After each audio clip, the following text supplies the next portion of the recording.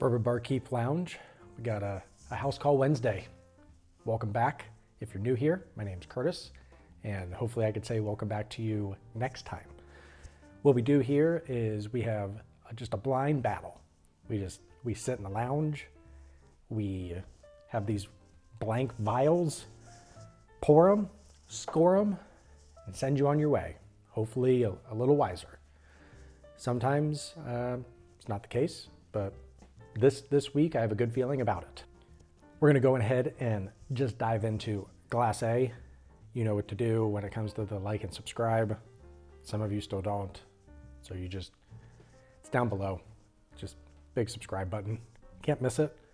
Love to have you, love to keep you as well. Glass A, on the nose. Kind of like that. Nice orange rind and cinnamon.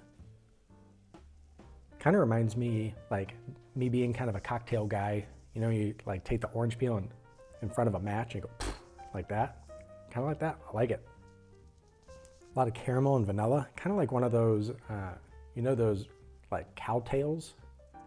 And if you were to search for it, I don't mean like the animal's tail, like the caramel vanilla candy for those that are not acquainted with that caramel goodness.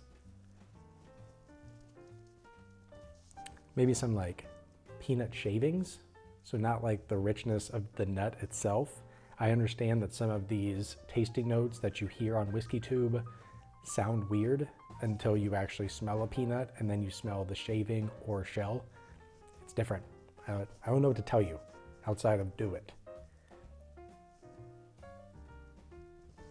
Yeah, I think a little bit of oak coming through, still some cinnamon, but let's see what we got on the palate so we can keep this pace up.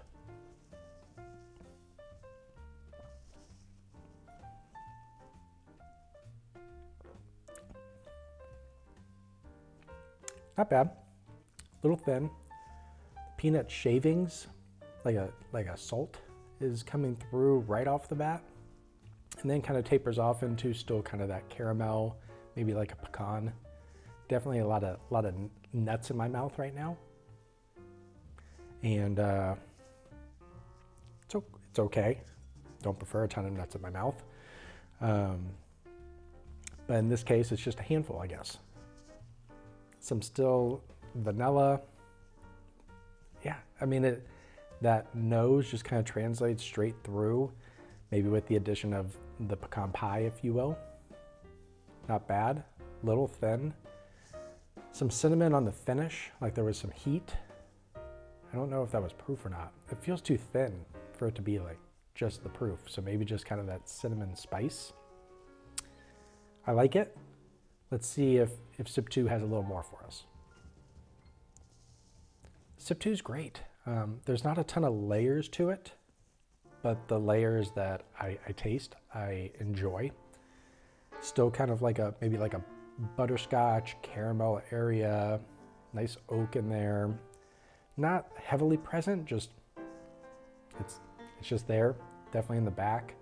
And then as you kind of digest the sip, it's like a black tea that kind of comes out. So I'm curious if this is a rye. I think it would be a low rye.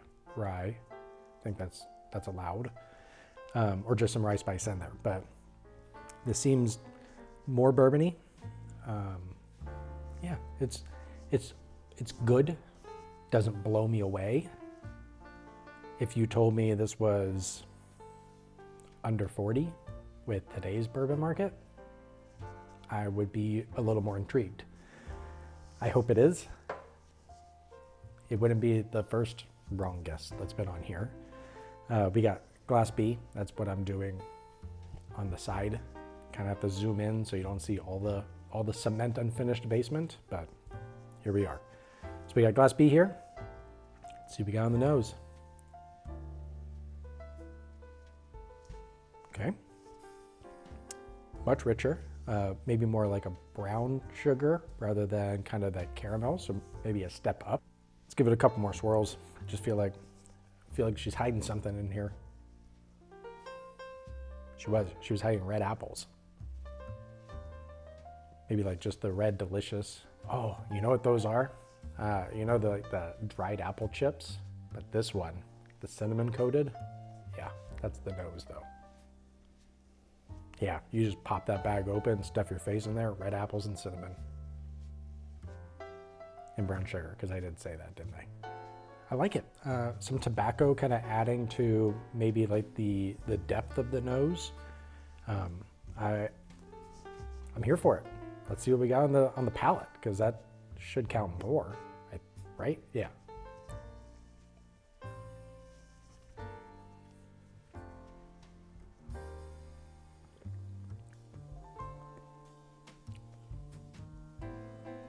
I was intrigued up front. A lot of licorice in the back. I think that black tea kind of hangs around as well. Don't love the licorice. There is more of a richness. I will say it hit the front of the tongue with this great like orange candy, maybe like those orange candy slices that you got in like kindergarten, instead of giving gold stars back in the, like now they give gold stars probably because everybody has allergies. This one, like the orange peel before the allergies were a thing, before the dye, like the food dye was a thing, those guys. That was such a long way to describe an orange slice. But that's what we are here. We're thorough. Tobacco kind of continues. It's brighter than what I would have thought based off of the richness and darkness of the nose. Oh yeah, I remember what I was saying. So it hit the front of the tongue with the orange slices, back to the orange slice, and then it just absolutely explodes like in your mouth. Wild experience. It was actually pretty cool. My preference is not getting like that black licorice, not anise, like it's like the candy black licorice. I don't love it, but I feel like the pour is quality as well. So let's see if that was just kind of a sip one thing, and then we'll get back to it.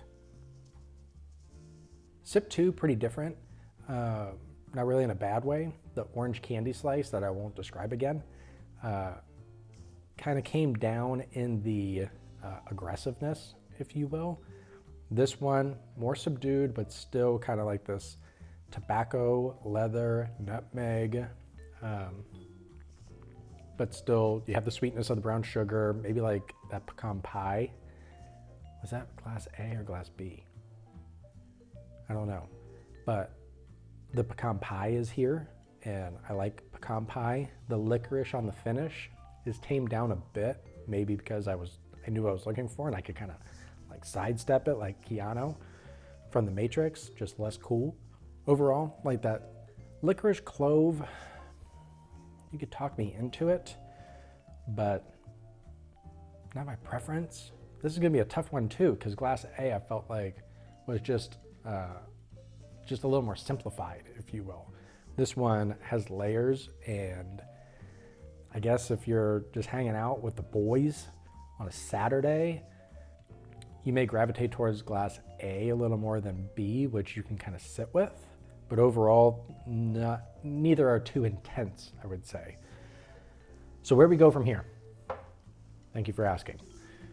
I'm going to sit down with glass A and B again. We're going to talk about our likes and dislikes, and then we will come back with you.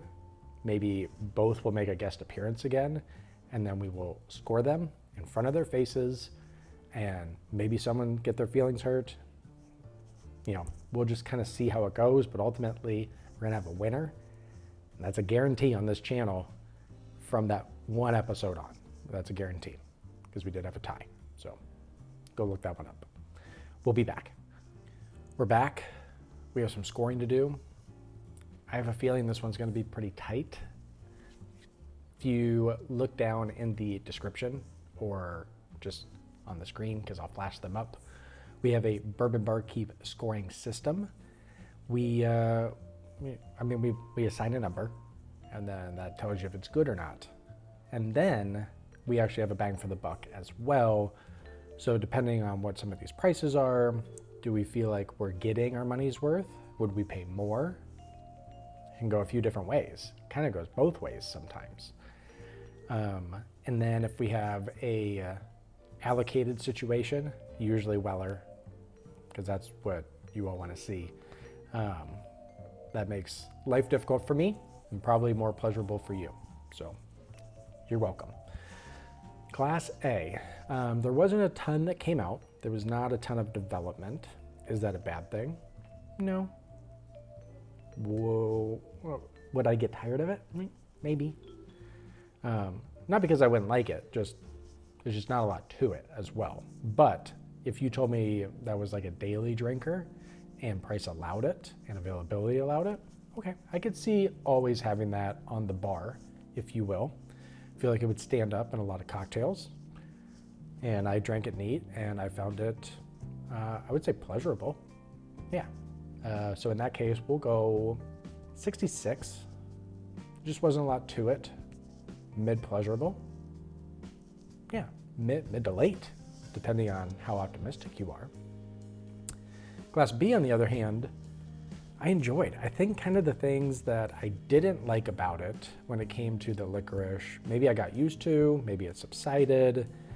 There was a really nice apple cider that started to kind of come out. So did I find my new male guy, he, his, him, the pronouns? Did I find my pumpkin spice latte for he, hims? I'm not gonna say I'm a trendsetter, but yes, I did. This is apple cider and I love it. Well, love, that's strong because I don't think it's gonna go that high. We're gonna go 71. So that was kind of anticlimactic. I apologize. But yeah, I'm probably gonna be more here for that pour come October and really enjoyed it. Ultimately, there were things that I personally didn't enjoy. I could see someone else that liked clove and licorice giving that a higher score, but the complexity was there, the well-roundedness was there, it seemed to be lower proof, but not that bad. Like I enjoyed it, it was good. There we are, it's good. Now, what we do is I take a look at the price and then things could get interesting because I do not know price, technically proof, technically age, technically what I'm drinking. So a lot of technicalities in there because this is a technical show. Let's see what we got. So in our predetermined blind matchup, we had 94 get drawn, the battle. So I had vial 6, which is $25, and that is a remarkable pour for $25. Man, that's gonna make this difficult because glass B, $65. This is gonna be a, what are you looking for? That's gonna be the problem because one, a little more complexity. One, drinking with the boys. Everybody loves good drinking with the boys. All right, so let's go drinking with the boys. Glass A, $25. That's going to be 72. 72. That's where we're at. Here's some of the thinking behind it. Would I pay 25? Oh yeah, absolutely. So I mean, that gets a lot of credit above our kind of medium threshold of 50. That's kind of our just highly average. That's what it is. Would I pay more? Yeah, I would. If you told me that was 40, maybe, but I would be tempted. So that should score pretty well. Now glass B, on the other hand, $65. The complexity is what you would be looking for. It has a time and the place when it comes to the seasons. 65, I mean, there's a lot of stuff around there too. I'll go 62. Feel like it punches at the $65 mark, but for my personal preference, if you told me it was like 75, I'm definitely out. 70 may be pushing it. Just like I said, there were a couple things in there, but here we are. All right, so there's our scores. So by the narrowest of margins, glass A takes it with bang for the buck, which I could see. I mean, it's what are you looking for? And I think right now, the complexity, since it's not my wheelhouse, I would go with the drinks with the boys. So Glass A takes it by 1 point. So now I'm going to keep looking down and figure out what in the hell Glass A drinking with the boys is. All right, so we got our drop down in Google Forms. We have, so to my knowledge now is Wild Turkey 101, 101 proof, Wild Turkey Kentucky Spirit 101 proof. That's a little surprising because I'm not the biggest Wild Turkey fan. There's kind of that funk in there where Rare Breed doesn't usually do great on my scoring system. It does a little better on Noah's. 101 doesn't really drink like Wild Turkey. Like, I didn't get that funk in there. It's interesting. I didn't remember enjoying Kentucky Spirit that much either, because we did a blind, like just a Wild Turkey blind. It didn't do well. Maybe we're evolving, maybe we're changing for the better. We're just following the crowd. That can't be. Damn it. Well, you're looking at a changed man. Hopefully I could change your opinion and make you subscribe now. And if not, we're just going to keep trying, keep showing up, and go from there.